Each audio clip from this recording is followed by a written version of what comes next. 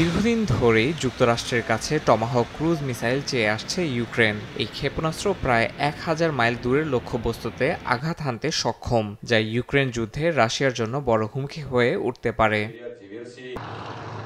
পেন্টাগনের মূল্যায়ন অনুযায়ী Tomahawk missile সরবরাহে মার্কিন অস্ত্রভান্ডারে প্রভাব পড়বে না, তাই সরবরাহে হোয়াইট হাউসকে দেয়া হয়েছে সবুজ সংকেত। এখন ডোনাল্ড ট্রাম্পের সম্মতি পেলেই কিয়েভকে টমাহক ক্ষেপণাস্ত্র পাঠাতে পারবে ওয়াশিংটন। তবে এখনও দ্বিধাগ্রস্ত মার্কিন প্রেসিডেন্ট। ইউক্রেনের প্রেসিডেন্ট জেলেনস্কির সঙ্গে মধ্যাহ্নভোজ বৈঠকে বলেন, যুক্তরাষ্ট্রকে রক্ষা করার জন্য যা দরকার তা অন্যকে দিতে চান না তিনি।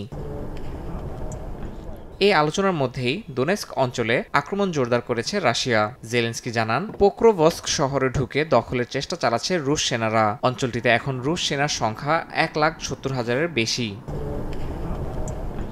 এদিকে গোপন ঘাঁটিতে নতুন প্রজন্মের ড্রোন তৈরি করছে ইউক্রেন, যা রাশিয়ায় গভীরে অবস্থিত তেল শোধনাগার ও সামরিক স্থাপনায় হামলা চালাতে সক্ষম। ইউক্রেনের নিরাপত্তা সংস্থা বলছে, এ বছর এখন পর্যন্ত রাশিয়ার ভেতর 160টির বেশি তেল স্থাপনায় হামলা চালানো হয়েছে। এতে রাশিয়ায় 20% জ্বালানি ঘাটতি এবং 37% রিফাইনিং সক্ষমতা বন্ধ হয়ে গেছে বলে দাবি কিয়েভের।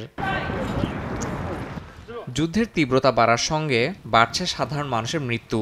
উত্তর ইউক্রেনের ঝিতোমিরে ল্যান্ডমাইন বিস্ফোরণে কয়েকজন হতাহত হয়েছেন। জাতিসংঘ বলছে, 2025 সালে এখন পর্যন্ত বেসামরিক হতাহতের সংখ্যা গত বছরের তুলনায় 30% বেশি।